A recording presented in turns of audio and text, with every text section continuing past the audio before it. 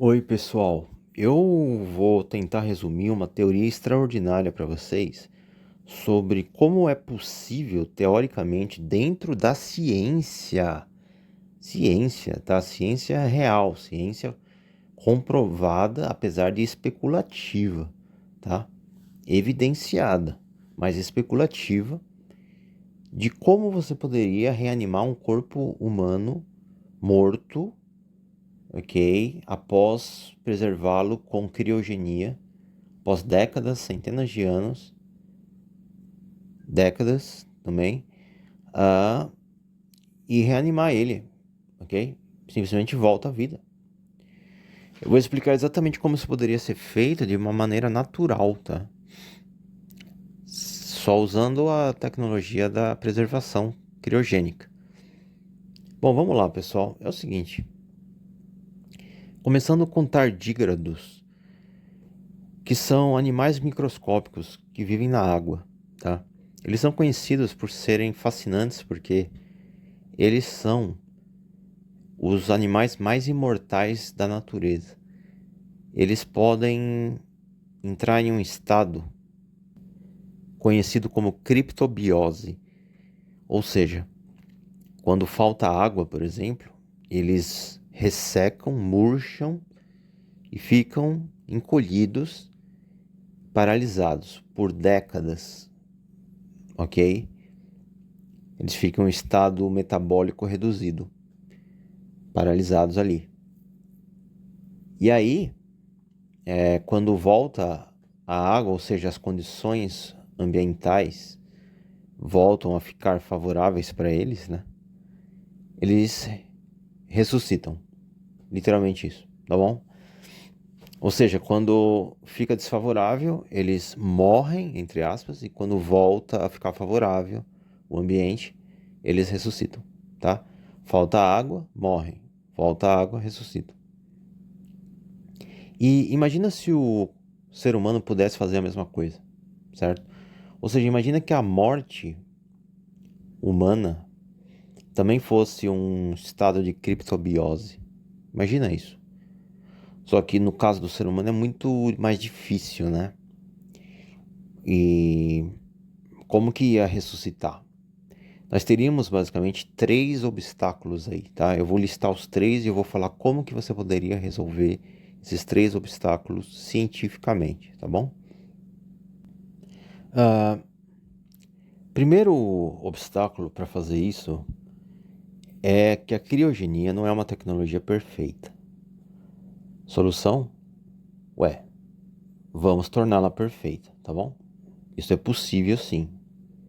Então imagine, vamos assumir que a tecnologia da criogenia a longo prazo, né, fosse perfeita, certo? Ou seja, daria para preservar perfeitamente corpos humanos por décadas ou centenas de anos. Segundo obstáculo é a decomposição rápida que o corpo sofre após a morte. Bom, esse é um problema mais complicado, mas também pode ser resolvido da seguinte forma. Imagine que ao longo de algumas décadas ou alguns anos, né? Décadas, vai, a humanidade fizesse uma reviravolta radical e as pessoas fossem despoluir o planeta. As pessoas iriam despoluir o planeta e a natureza, o meio ambiente ia voltar a ficar completamente puro, limpo.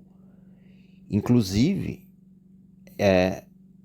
as pessoas iriam eliminar todos os decompositores da natureza, ok? Os micro-organismos que decompõem matéria orgânica, todos seriam eliminados da natureza. Ou seja, não haveria mais decompositores, não haveria mais poluição e não haveria mais parasitas na natureza. Seria apenas vida, vida e vida. Vida em todo lugar, ok? Só teria energia da vida no ar, na água, nos alimentos, só isso, tá? Se esse fosse o caso, ficaria muito mais fácil reanimar um corpo morto, ok? Agora, o terceiro obstáculo é que antes da morte, ou até durante falhas na preservação do corpo congelado, né? O cadáver, né? Pode sofrer danos. E antes da morte também ele já poderia estar com danos físicos dentro do corpo ou no corpo, justamente por doenças e pela causa da morte também. Nesse caso, né, ressuscitar o corpo não seria só apenas levante-se, teria que reparar esses danos também, tá? Regenerar os tecidos, porque às vezes os danos são muito graves, muito extensos, e aí você não dá para ressuscitar alguém assim, né? Bom, esses são os três obstáculos, e esse terceiro obstáculo eu vou explicar como também cientificamente, especulando, teoricamente, seria possível você reanimar corpos após a morte, ok? Bom, você tem que imaginar o seguinte: imagina que a Terra, como eu falei, o planeta está com o meio ambiente, a atmosfera e a natureza completamente limpa e pura, sem decompositores, sem poluição, sem parasitas, sem nada, ok? Só vida, só nutrientes, ok? Só substâncias que suportam a vida. A atmosfera teria que também suportar a vida, teria que ter suporte de vida na atmosfera, teria que estar cheia de vida. Como? Bom, toda a teoria da ciência convencional, ok, tá errada, tá? Eu juro pra vocês. Eu vou explicar pra vocês, tá? Primeira coisa é que se a gente acha que a gente precisa de oxigênio para sobreviver, ok? Isso é verdade, mas não é só isso, ok? Se a Terra fosse um paraíso puro e limpo, a gente não ia estar dependendo de oxigênio para sobreviver. Para respirar, a gente estaria respirando a própria luz solar. A própria luz solar pode se solidificar e virar ouro monoatômico, ou seja, átomos de ouro flutuando na atmosfera, ok? Ah, mas isso não é científico. É sim, pessoal. É o seguinte, olha só. Na ciência já conseguiram, sim, fazer com que feixes de luz super concentrada, fótons de luz concentrada, se comportassem como matéria, como se fossem, entre aspas, moléculas de luz, ok? Então, sim, as partículas de luz podem se comportar como partículas da matéria. Isso está na própria equação E igual a mc ao quadrado, né? Ou seja, a energia se converte em matéria e vice-versa, tá bom? Então, sim, a energia da luz pode virar matéria, teoricamente. Então, você imagina que a luz solar, na ausência de poluentes, na ausência de qualquer filtro feito pelo homem, pela poluição na atmosfera, e também qualquer obstáculo, né? A luz solar ia penetrar na atmosfera sem nenhum obstáculo, ela ia ser tão forte e tão concentrada que ela ia começar a se comportar como matéria, entendeu? Aí o que acontece? Ela iria começar a formar o que os alquimistas chamam de ormus, ok? Que é ouro monoatômico, que é teoricamente um estado da matéria que é super leve, super condutor e possui propriedades de luz sólida, ok? Ou então matéria de alta energia. Então isso conecta os dois conceitos. Ormus é luz solidificada, né? Ele é um estado em que a luz solar pura, que é a energia da vida, atinge sua máxima concentração em um meio ambiente despoluído. A pureza é o requisito máximo, entendeu? As condições perfeitas para que os fótons se organizem em moléculas de ormus ou luz-matéria. Luz-matéria, esse é um excelente termo. Vamos chamar de luz-matéria ou ormus, tá bom? Então, se você tivesse luz-matéria, ormus, na atmosfera, ok? Seria que nem partículas de luz, certo? Respiráveis. Você pode respirar elas. Além disso, você teria também a espermina cristalina no ar também, ok? Formando o ar. Bom, a espermina, ela é uma das substâncias que suportam a vida aqui na Terra. Sem ela não haveria vida, tá? Ela é central mesmo, ela é muito central na ciência. Cientistas sabem disso. Você acha isso em todo lugar, ok? Mas eles não vão falar que ela é a única, né, a mais importante, porque tem o DNA também, tem, certo?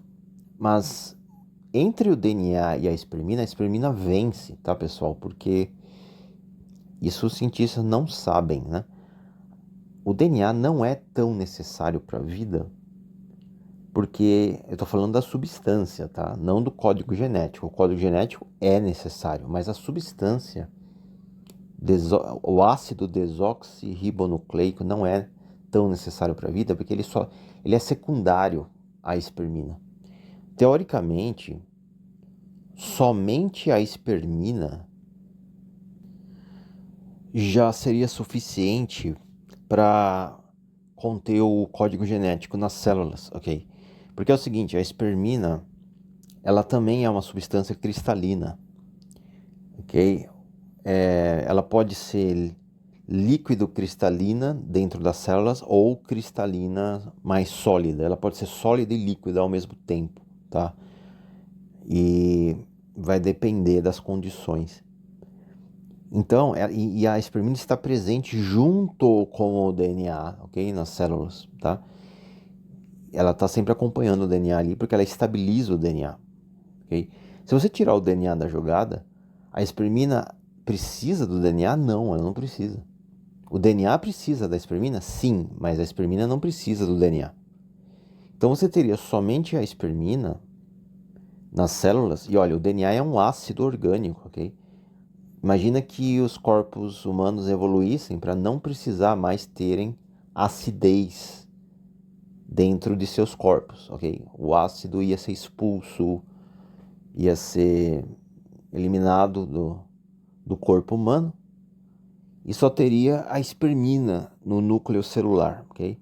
A espermina formaria cristais também, e esses cristais, o código genético seria gravado nos cristais diretamente pela luz solar. Os raios de luz solar iriam atuar como um laser super preciso e potente que iria gravar a informação genética diretamente como sulcos, gravações, né, nessa substância cristalina, nos cristais de espermina, ok? Então não haveria necessidade de DNA. E aí, nesse caso, a espermina se torna a única não, né, mas a principal substância que dá suporte à vida. Sem ela não haveria vida. E isso é verdade hoje em dia também. Exceto que ela meio que coopera, ela se une ao DNA também, ok? Para formar o código genético, tá? Para manter o código genético. E se fosse feito de espermina, né? Nos cristais de espermina, o código genético estaria gravado neles? seria muito melhor, porque seria um material muito mais durável que o DNA orgânico, né? O DNA é muito frágil, ok? Na própria biologia padrão, a espermina estabiliza o DNA, certo? Nem haveria DNA sem espermina. Aliás, eu suspeito que a verdade seja o seguinte: a informação genética está gravada, os padrões, né, de informação estão gravados, esculpidos diretamente nos cristais de espermina dentro das células. O DNA, na verdade, ok? Olha, isso é um tipo de cristalografia energética, tá? E tem a ver com fotônica também. Fotônica é uma ciência que estuda a interação dos fótons de luz, da luz solar. Então, fotônica com cristalografia energética explica que os cristais de espermina, eles já contêm o código genético, ok? E o DNA nem é tão necessário. O DNA e o RNA, eles são, no máximo, agentes secundários que processam ou executam essas informações, entende? Mas não contém essas informações. Então, se você tirasse eles da jogada, ainda haveria vida, entende?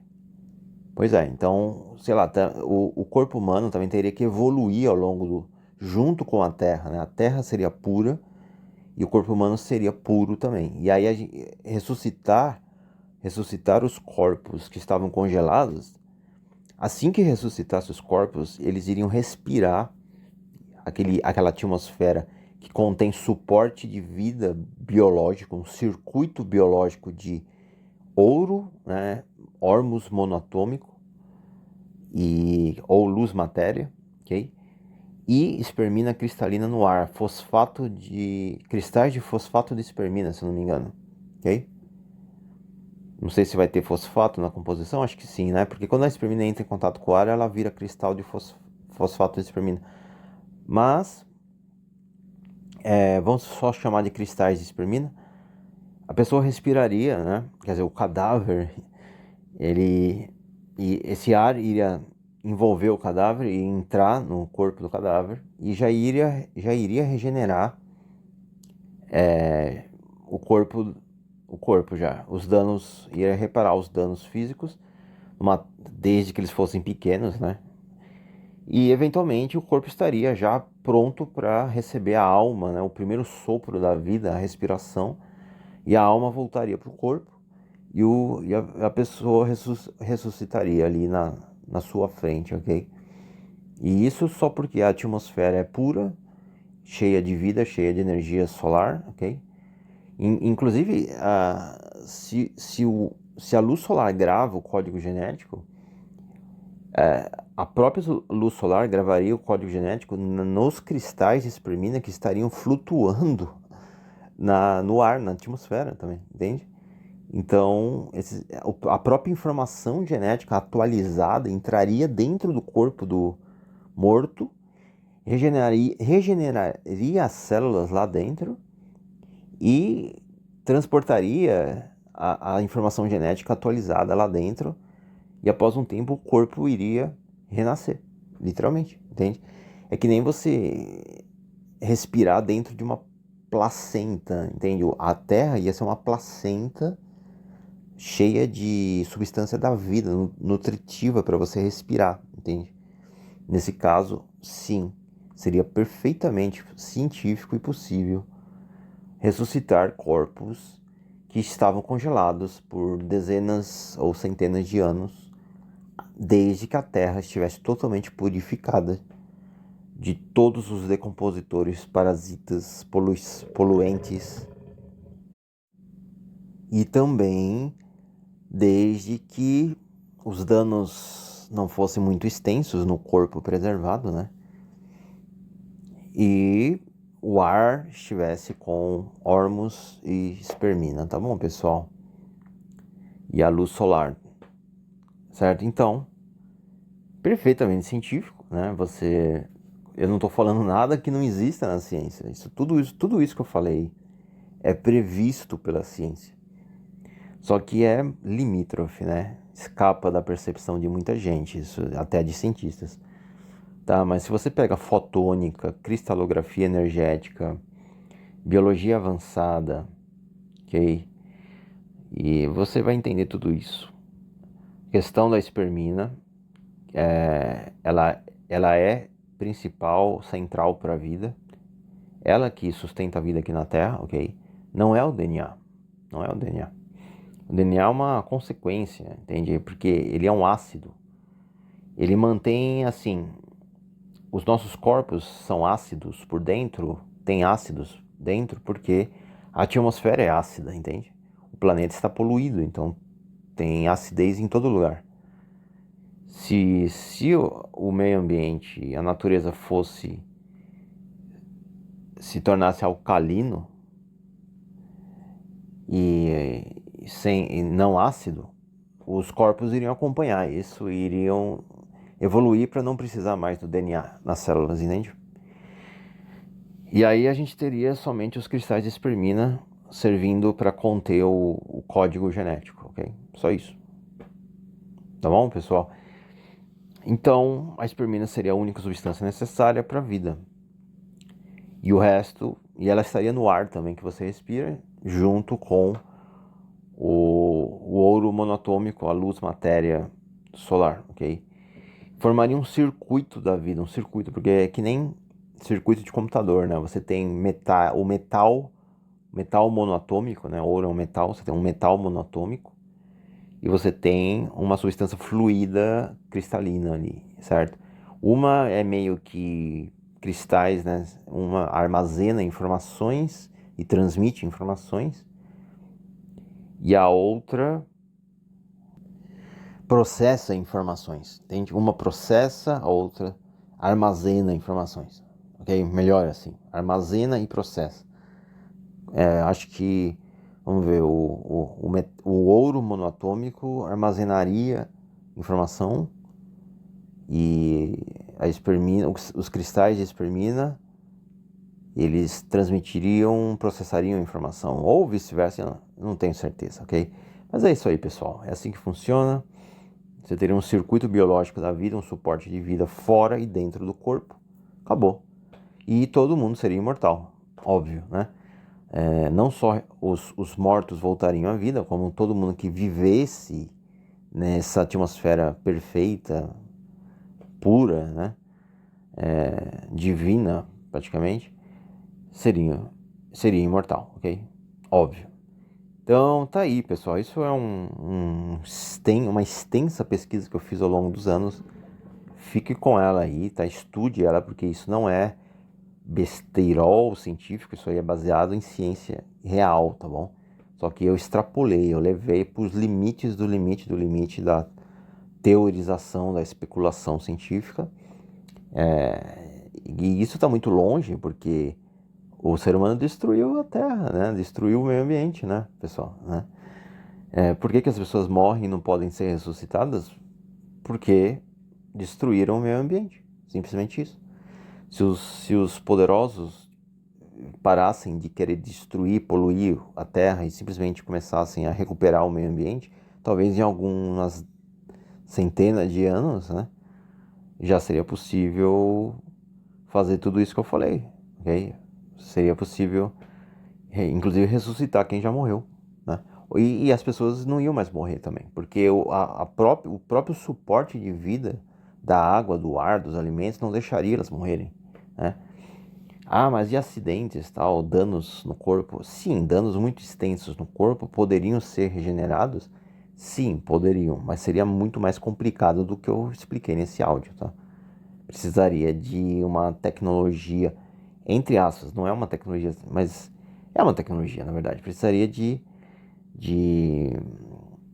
tanques de